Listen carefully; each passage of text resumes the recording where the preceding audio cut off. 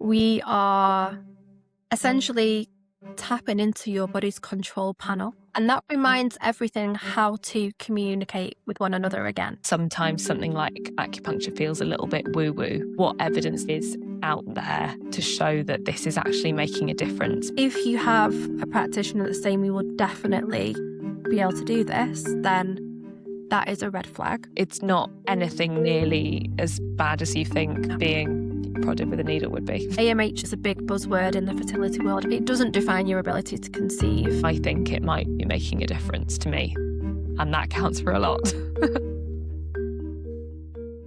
You're listening to the Too Much Information podcast, where no women's health topic is off limits. Before we get started, I just want to say thank you. This podcast would be nothing without you. Follow along if you're not already, and if you like what you hear, please spread the word. Enjoy the episode.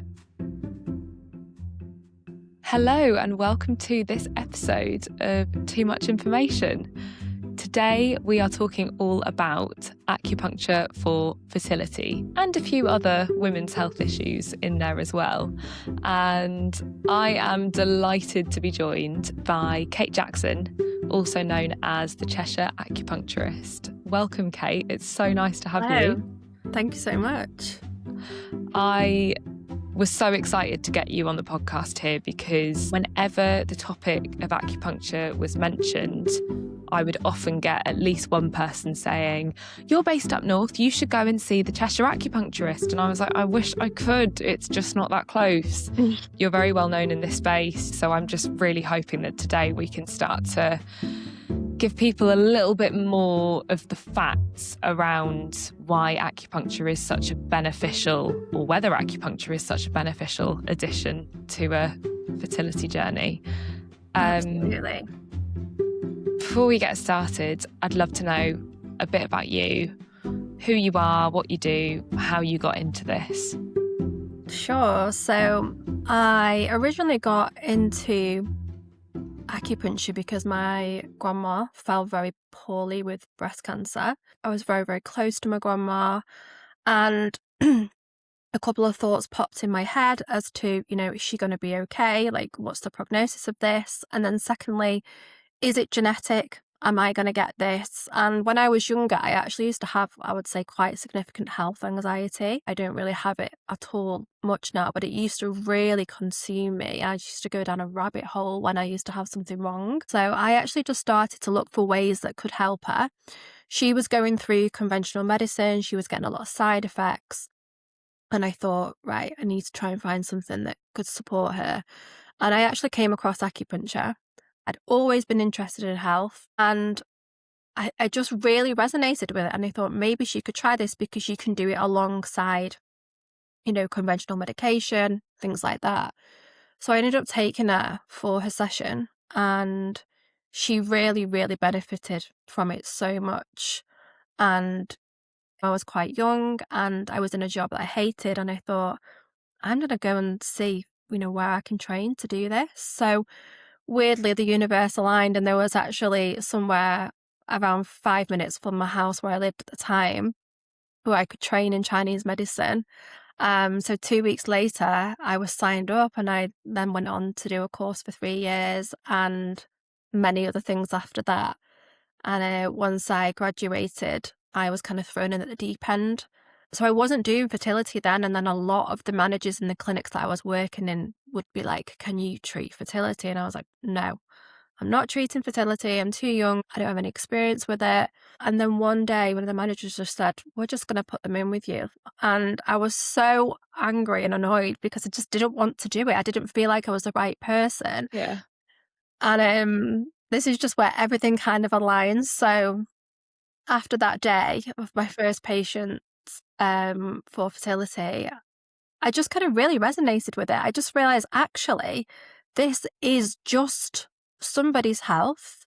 I'm putting the pieces together, and the icing on the cake obviously is the baby. And then I treated quite a few people over a period of time, and I got results very quickly, and word spread very, very quickly. So it all kind of escalated from there. And now I cannot imagine doing anything else. That's amazing. What is the best part of your job?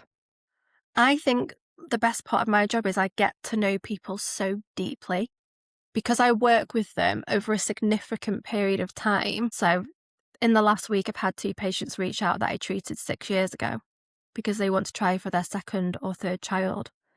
You see, you know, all the amazing things, you see all the Yeah. bad things, the terrible things, and you build really close relationships with people in this job. You and then obviously seeing them come full circle, their baby. That's always the goal, isn't it? The Absolutely. timing of this is so interesting because I've just come from my hour-long acupuncture session this morning. So I feel like I've got it all front of mind now as I'm asking these questions to you. Mhm.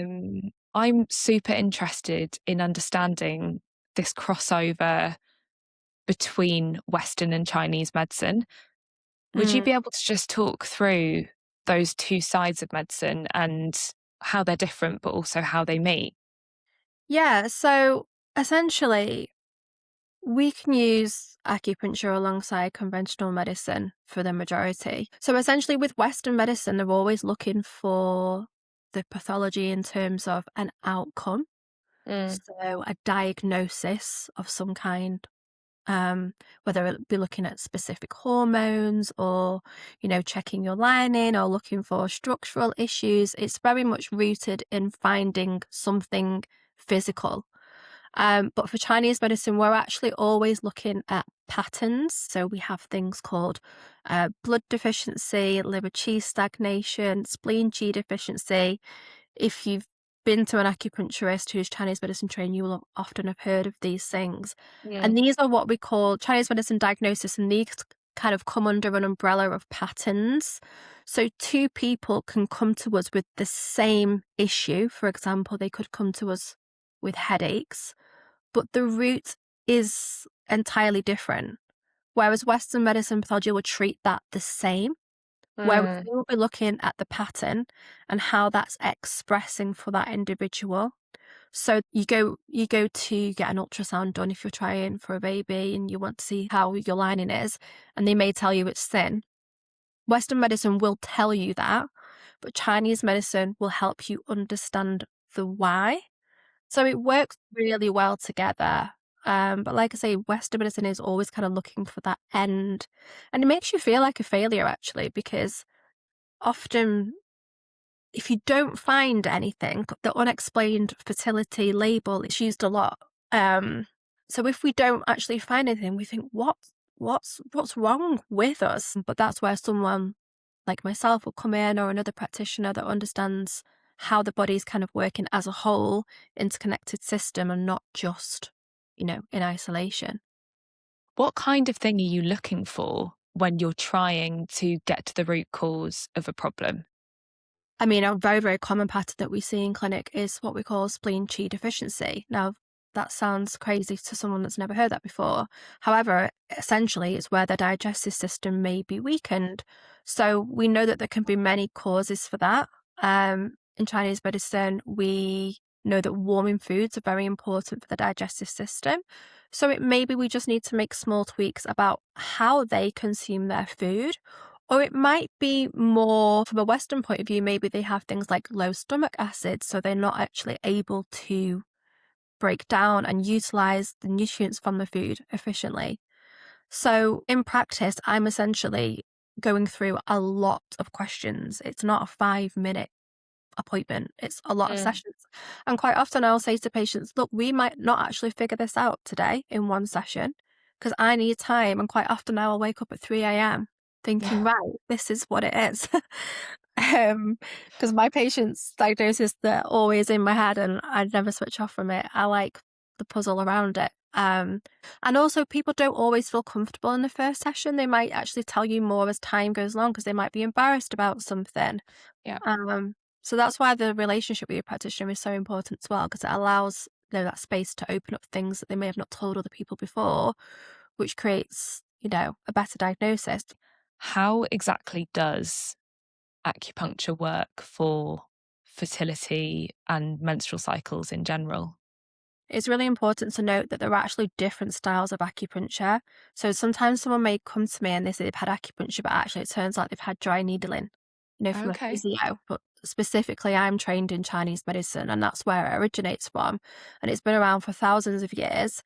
And we look at the body as a whole interconnected system. It uses very fine needles placed in specific points along the body. So the easiest way to kind of explain it is we are essentially tapping into your body's control panel.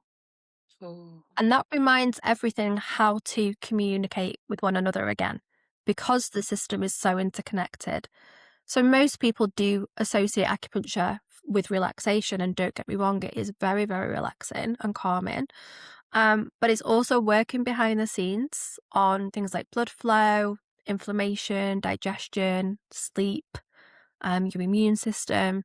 So we're actually sending signals to your nervous system, essentially guiding your body back to homeostasis. So it's the wiring between your brain, your ovaries, your uterus, your adrenals, your thyroid, and your nervous system decides whether your body is in survival or whether it's in safe mode. And we have two branches of that system. So we have the sympathetic nervous system, which is fight and flight, and then we have the parasympathetic nervous system, which is rest, repair, reproduce. And fertility falls in the second category. Yeah. So if your brain senses a stress, and stress is a very broad umbrella term, isn't it? I hate that word. I really hate it because it doesn't really tell us anything. What is stress? It can be emotional, it can be physical, it can be blood sugar, it can be overtraining, it can be lack of sleep. All those things shift you into a fight and flight state. And in that state, fertility becomes non-essential because the body prioritizes survival over healthy ovulation. And because your fertility is not essential for the body to survive, it will shut that down or try and, reduce it. So the body is never actually against you. It's just your biology, and it's a protective mechanism for your safety. So if someone is chronically stressed, we often will see those patterns, whether it comes up as liver tree stagnation, kidney deficiency. They show up in the symptoms like irritability, tension, head and neck pain, palpitations, lower back pain. And that's the body's way of communicating because it can't talk. So acupuncture helps because we place needles into our patient and we stimulate the sensory nerves in the skin and in the muscles. And those signals travel back up to the brain and they influence the areas that control the stress hormones, your inflammation, your heart rate, your adrenals, your blood vessels. It allows your body the chance to kind of reset. And if you've ever had acupuncture, you'll know what I mean. I actually describe it to my patients like having a glass of wine because if you're really stressed and you have acupuncture, it's just like all of a sudden you just have that wind down feeling. I actually think that's a great comparison because when I'm there on the acupuncture table, it's like you enter this state of deep relaxation.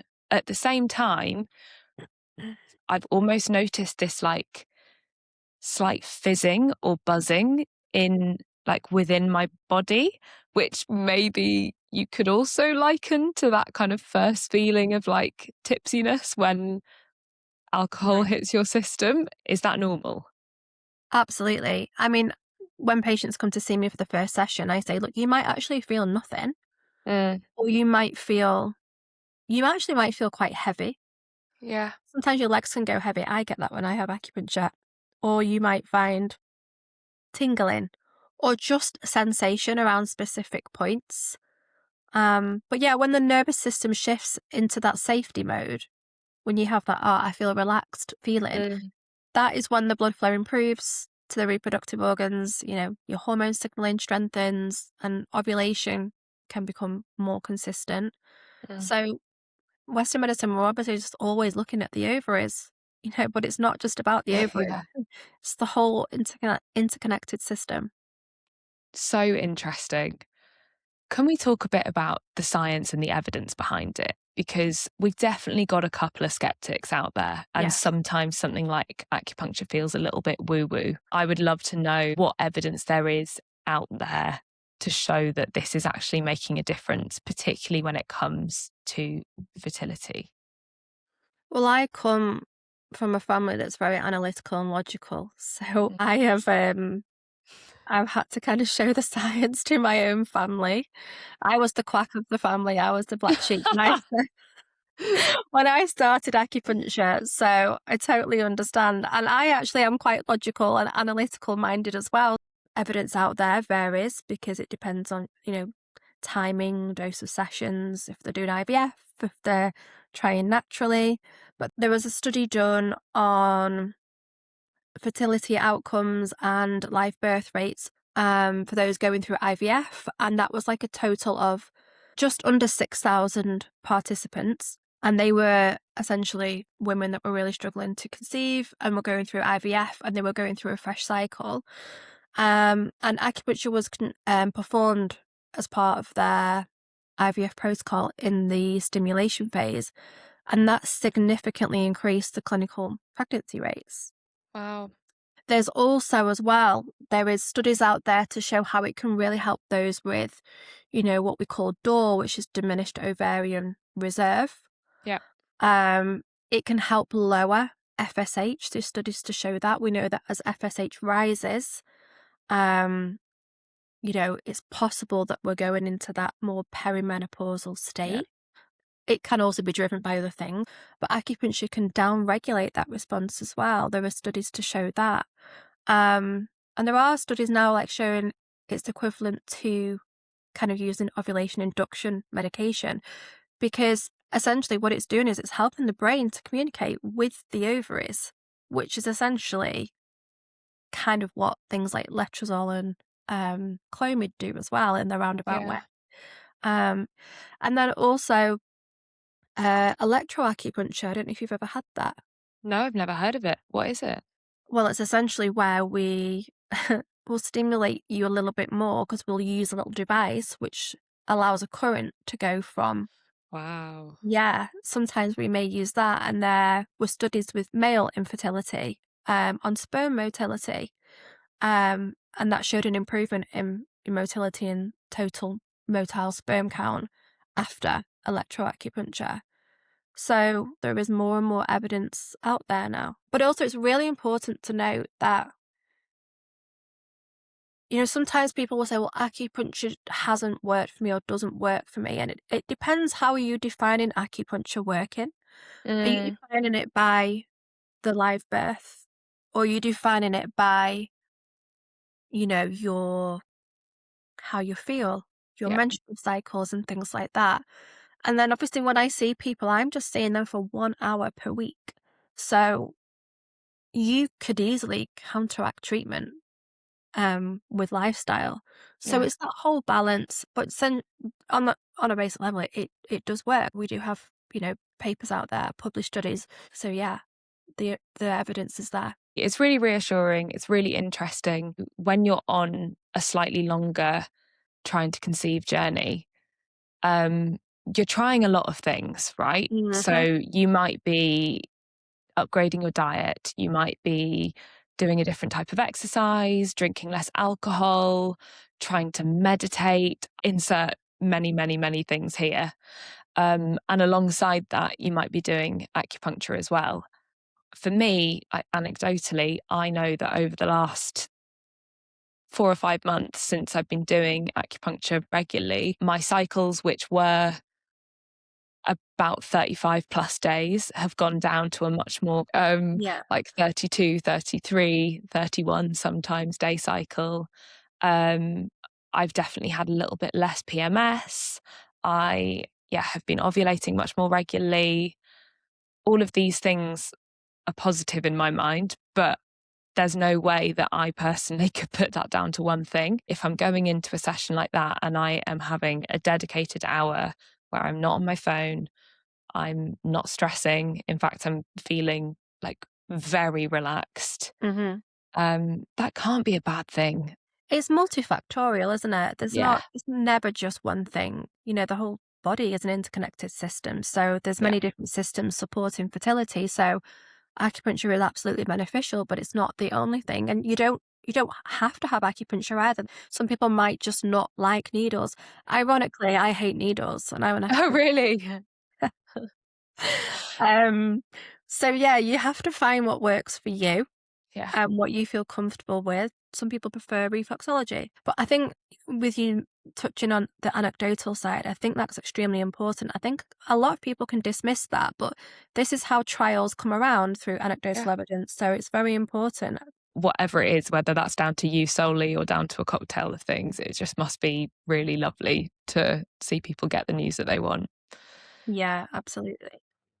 I went to one acupuncture clinic. I didn't go back. I didn't have a great experience. Everything was like, oh, we'll fix that, we'll fix that.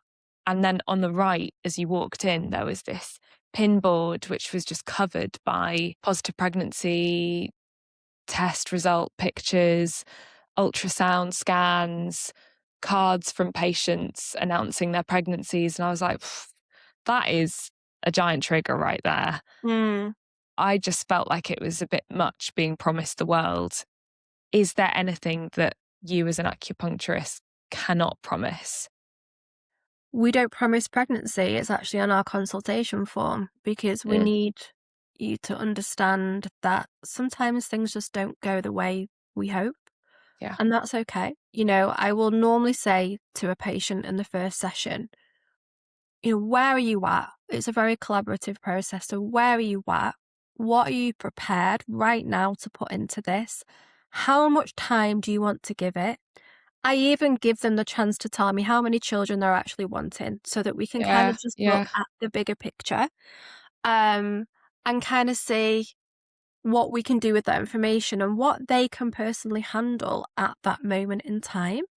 Because if you promise somebody the world and then things are just not happening, they are going to feel much worse. If you have a practitioner that's saying we will definitely be able to do this, then that is a red flag because no one yeah, can promise you that. So we don't promise in our clinic a pregnancy. We have to take into account the individual, their history, their circumstances, what they're prepared to put into this. But also I do try and encourage patients that there is a lot of hope and, you know, there's a lot that isn't really looked at or investigated appropriately on the NHS due to budget restrictions and things. So we try and fill in those gaps where we can to give that patient hope. and I think it's another example of how that traditional medicine and contemporary Western, whatever you want to call it, medicine can intersect and can kind of go hand in Mm. hand with each other as well. Yeah. One thing I'd love to know about is the value of like add-ons within acupuncture. I've had somebody using like an infrared light over me and also almost a Reiki style like chime. That was interesting. Okay. Okay. But I'd love to know what the benefits are of these additions. Yeah, sure. So we use moxa in the clinic quite often. It's a herb that is burnt, and there's different ways to use it within the clinical setting. So for me, most commonly, I will use a moxibustion stick. It looks a bit like a cigar. It's not. Okay. It smells like weed as well. Not Great. weed. However, we will light that at the end like a cigar and we will hold it over specific points depending on the presentation of that person and what they need. And that influences the flow of blood through those specific channels that we may be working on with that patient. So we may use Moxa to help turn a breech baby. And that can be really successful because we are working on that specific channel. The channel runs through the uterus, and the warming element of the moxa and the acupuncture moves fluid, which allows the baby to turn over a Yeah. period of time. Um, and we may use it if someone has, you know, the cold womb. Um, it gets a lot of hate on Instagram, the cold womb, but I think people don't really understand what it is. It's just essentially a diagnosis with a set of symptoms, and if something's cold, we do want to move it and warm it. Mm, So we can use moxibustion for that. There's many different ways that we can use it, but it does depend on the person, and it's also not right for everybody. I don't respond very well to moxa. mm, Personally, I'm more dry. So for me, it's a little bit too stimulating for me, and it can give me headaches. But for the right person, it's amazing. We also have the heat lamp and infrared. It's probably my most commonly asked question yeah. on my Instagram. Where is your where is your lamp from? They can really help because they support the mitochondria from a Western point of view, which is like Okay. the powerhouses of our cells, allows energy production. And essentially, if we put it over the abdomen, it can really support the mitochondria in that area. Ideally, you don't really want to be doing it any longer than 20 minutes in a session, because Okay. you can stimulate the mitochondria too much. There's balance with everything. And infrared is not always warm. So I have a couple of lamps. I have the infrared lamp that isn't warm, and I have a red lamp which is warm. So again, it will depend on the person as to what I will use in the session. We can use electroacupuncture, which we touched on earlier. We have herbal medicine.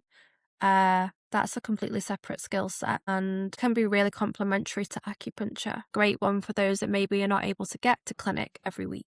Mm, A lot of IVF clinics they will generally advise you not to be on herbs around your treatment. Again, down to the individual, and it's personal choice. yeah. Ours definitely said that.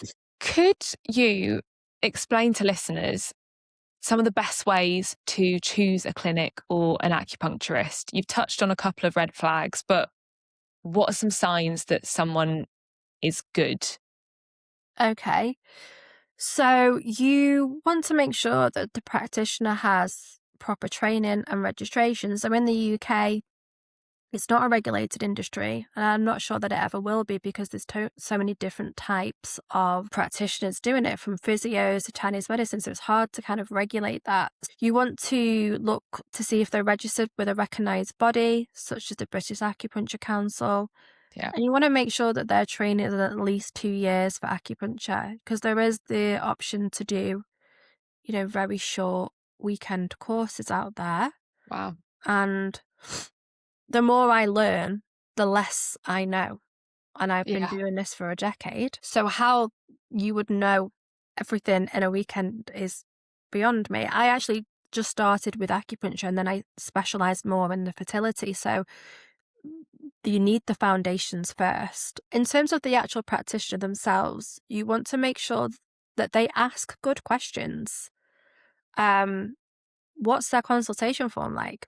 Is it 3 questions, or Yeah. is it a novel? Mine's actually a novel, because I just want to know so much about the person. Yeah. Yeah. And then we have those questions in clinic as well. Is your practitioner comfortable with collaboration in terms of, working alongside GPs, another consultant, a clinic? Are they anti-medicine? People will automatically assume, because you do acupuncture, that you may be anti-medicine. You can't be, because sometimes medication is absolutely required for an Mm, individual. And then lastly, I would say making sure that you feel safe, because I actually feel like a practitioner is a huge part of your yeah. healing and processing the entire journey, and not feeling like you're rushed or you're judged. Um, and I also feel that you will know when you find that practitioner in your gut, really, how, as long as they've got the training, how you feel about them. Yeah. Really good advice. And I think with all these things, having that trust in the team that's working with you is so important, because at the end of the day, I don't know how to stick a needle in my body to get any kind of positive impact. I don't know what kind of injections I should be taking to stimulate my ovaries. So you do just have to have complete trust in the team that's behind you. Yes, you do. We've got quite a few listener questions, Kate. I am wondering if we can go through these in more of a quick fire style. The first one I think I actually can answer, and that is, does it hurt? It doesn't hurt, Uh, really, does it? no, it doesn't hurt. You may feel different sensations at different times in your cycle. Oh, yeah. Um, Sometimes you could be more sensitive when you are kind of due on your period or on your period. Also depends on the practitioner if I'm being totally honest, and their skills as well. So there Yeah. is a technique to that. But generally speaking, no, there is no pain, just more sensation. Yeah. That makes sense. I've had a couple in my ear and on the end of my toe, which like definitely felt like more sensitive spots, but it's not nearly as bad as you think No. being, prodded with a needle would be. Mhm. How often do you need to go and how consistently for it to be effective, specifically for fertility? It depends what we're working with. I would generally see my patients weekly or every Mm, other week. yeah, And sometimes patients are not able to do that, and that's fine. But we have to set realistic expectations. So if somebody, has a healthy meal once, that's obviously really good for them, but we need it to be more cumulative to get yeah, the effect. So ideally, we want to work with them for a good 12 weeks because the whole process and their, follicle formation happens over around 90 to 120 days. So we want to work with you in each phase of your cycle to help that process. Is there a better time in your cycle to be getting acupuncture? It's a really, really common question that I get actually. Yes and no. I mean, if you're in a position where you're not able to go weekly, then Mm, I would say go once at least in your follicular phase and then once in your luteal phase and try and yeah, balance it out that way. But generally speaking, we can see you at any point of your cycle and it will always benefit you no matter what part of your cycle you're in. okay, that's great. Is it ever too late to start acupuncture for fertility? It depends what the goal is. If you are sometimes people don't hear about acupuncture until they are actually at the doors of the IVF clinic because they often talk about it now. Yeah, If we know someone's going for IVF, in an ideal world, we want to see them, the 3 months before their egg collection so we can really get the best quality eggs. Um, but some people don't find out, until a few weeks before. So I normally will tell them, look, we might not have the best influence in terms of the eggs. However, you are absolutely still going to get benefit from the acupuncture alone in yeah, terms of the nervous system, the blood flow, helping to regulate the hormones, helping to put that body into homeostasis, calm and inflammation. So there's absolutely benefits if you are within that window. You can absolutely still start. great. Thank you. Is acupuncture for fertility only for women? No, it's not. It's for men as well. It's actually really, really good for motility. Um, Interesting. yeah, we see, I mean, it's not anything new now, but we know that the sperm count is, declining rapidly.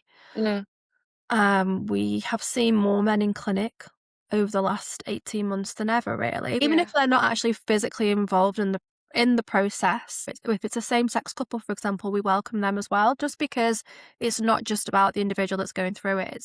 It's all the parts that help create, that baby in the first place. So yeah, yeah, it's really, really beneficial for men, and sperm count, sperm motility, morphology. The sperm process takes roughly 70 to 90 days. So again, yeah. if we can work with them over that time, amazing. That's so interesting. Mm. And yeah, it's a stressful situation as well. Whoever you are, whether you are the partner who's, physically going through something or not. So Yeah, we've had quite a few men in, and it's really, really nice to see them after. I'm like, oh, I just feel really calm. I feel really relaxed. So they do benefit from it as well. And sometimes they just need that encouragement to just come in and at least try a session. love it. We've touched on this, but in a nutshell, what is the acupuncture focusing on? Stress or something more tangible? It absolutely helps stress, yes, but it does support the more tangible things like obviously your cycle length, Yeah. your ovulation timing, your bleeding quality, like the colour, clots, cramps. So if someone has painful Interesting. cycles, they will notice that they have much less pain, generally speaking, in, a couple of cycles because it has an anti-inflammatory response in the body. So yes, it's very much tangible as well. Mm. And can that also benefit people who maybe have endometriosis or something like that, which is causing painful Yeah, periods? acupuncture is so good for endometriosis. I mean, there is no cure, so it's all about managing symptoms. Yeah. I see a lot of patients with endo and the results that they get from acupuncture in terms of their pain, Yeah. because that just knocks them out, is amazing. It's really, really good for that. That's great to know. Is it possible to increase AMH through acupuncture or stop it from drastically decreasing? So we know that AMH is a marker of ovarian reserve. Yeah. Natural trends down with age. But there are some studies of those with like diminished ovarian reserve where AMH can increase after having regular acupuncture. The evidence and the quality is mixed, but I've personally seen it with my patients as well. Mm. It also depends on what's influencing the AMH because it could be nutritional deficiencies, it could be Yeah. toxins, it could be blood flow. But if we're just talking specifically blood flow, because acupuncture is so good for that, then yes, it is possible for AMH to increase through having acupuncture. But it's not our primary goal. It can just be a byproduct of everything that's kind of happening. The AMH as well, obviously, is a big buzzword in the fertility world, and people get Yeah. frightened by it. It doesn't define your ability to conceive. And it's also an indication of how active and how happy the follicles are as well. So, the more nutrients and blood flow going to the ovaries, quite often you'll see that reflected in the AMH number on a piece of paper. So Yeah. sometimes if people's ovarian reserves increased a bit after working together, the follicles are generally happier. Yeah, that's great. Thank you. And AMH is more about your quantity of eggs and your egg reserve, right? Yeah. Rather than your quality. So we don't have Yeah, we an can't, outward indication of that. no, we can't really test egg quality at the moment. Yeah. Interesting. This is definitely a question that I've been interested in, and one that we've got from a lot of people is what can be the impact of acupuncture on womb lining thickness and also progesterone levels? It's used for, pelvic blood flow. So we'll often put needles around the lower abdomen, and that will increase blood flow to that specific area. And that is how it's improving lining thickness. I mean, it can also downregulate things like inflammation that may be impacting the lining as well. Mm. But then in terms of progesterone, it's more about the feedback loop. So we talked at the beginning of the podcast about the nervous system and the communication between the brain and the ovaries. So when we are performing acupuncture, we are essentially recalibrating that system, which has a downstream effect on your hormones. So we're not directly impacting progesterone, we're actually supporting the systems that actually support progesterone itself. $1 million question. How do you know if acupuncture is working? Yeah. I mean, like I mentioned earlier, most people are looking for the baby, and that's how they measure success. Yeah. However, it's really important to measure the things that come before that because Yeah. that shows that you're going in the right direction. So, possibly improved cervical mucus, calmer PMS, better sleep, warmer hands and feet, less pain, less clotting, improved luteal phase symptoms, more consistent ovulation. Those are the things that we should be looking for first. Yeah. Otherwise, you will feel like a failure when you get to the end of the month and you're not pregnant, because we know Yeah. that those things will often come before the positive test. Yeah. So interesting. You've just reminded me that in my last cycle, right before we started IVF meds, so we were not allowed to be trying. I literally had more cervical mucus than I have ever had in my life. And I was like, what is Wow. going on here? Yeah, Which is that's sod's law, amazing. really, isn't it? I was Yeah. like, why? Why now? But no, it's good. It's good. Okay. Very selfishly, final question from me is acupuncture for IVF. Generally, when is the best time to use acupuncture within an IVF protocol? Ideally, in an optimal world, you want to be starting 12 weeks before egg collection, but Yeah. don't panic if you find that you're already in that window, just start right away. Okay. And then That's around great. transfer, you want to have it, 24 hours either side. But other than that, Yes, it I've would be, heard about this. yeah, it can And there just is help to quite a lot of support evidence around that, lubrication. isn't there? Yeah, yeah. That's great. I've got one final question, and that's just around those people who can't access acupuncture for whatever reason. It might be location, it might be cost. Obviously, as far as I know, this is almost always private in the UK, isn't it? Yeah. Yeah. Are there any things that they can do which are founded in the same principles of acupuncture to support fertility if they can't access or afford to go to regular acupuncture sessions?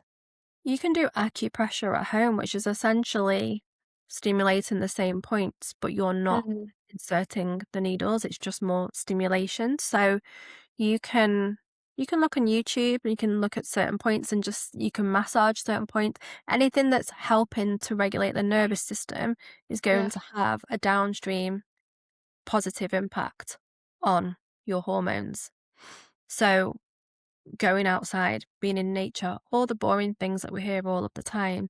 So if it's not affordable for you or you're not able to get acupuncture, don't feel like you're missing out, because there Yeah. are a lot of free things that you can do to support yourself. Even just going for a massage or having a massage, going for Lovely. a walk, making sure you're getting your sleep, making sure you're getting light. Light is a big thing. It's a huge one. The body actually deems no light as a stress. So if you can get out in the light as well, the light actually will give a signal to the hypothalamus to start making the right hormones at the right times. That's brilliant. And is that specifically in the morning or any time? In the morning is amazing because it resets the circadian rhythm, but just in general as well. I love that. We'll definitely be sharing that on socials as well. Thank you so much for today. Is there anything that you want to touch on before we wrap up? I would just love to say that don't give up, because Yeah. I have seen a lot of patients, like I mentioned earlier, who have got their baby who have just been told no repeatedly. And find someone and find your circle as well. I have the online community. There's a lot of women in there that, support each other. So you just don't feel like you're on your own. Because it can become all consuming, as you probably know as well. Yeah, definitely. It's really interesting that you said that, because we are doing another episode actually with Hannah Pern, a fellow fertility acupuncturist, about finding your people and community when it comes to fertility. Where can people find you, Kate? So you can find me on Instagram at the Cheshire Acupuncturist. You can go on my website, which is CheshireAcupuncturist.com. I have just started a YouTube that's also the Cheshire Acupuncturist, so watch this space. I might do more on there soon. Oh, great. And then you can find the clinic. We're at the Juniper Clinic on Instagram, and you can find our website, juniperclinic.co.uk.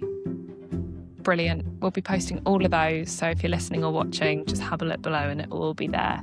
And I'm really hoping that, as we've discussed, when the sun eventually shows its face, I might be able to pop in and actually have a look in real life, because it would be so nice, and it looks like such a lovely studio. Yeah, it's gorgeous. You're more than welcome. Oh, thank you. And thank you so much for your time today. I hope that this helps people feel more confident in whatever decision they're making about whether acupuncture is or isn't right for them.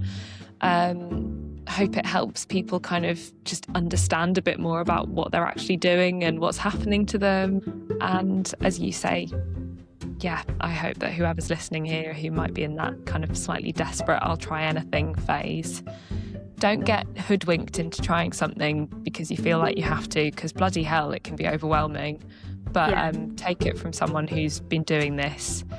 If you can access it and the thought of needles doesn't freak you out completely, it's really worth a try, because it's a lovely hour, if nothing else. And I think it might be making a difference to me. And that counts for a lot.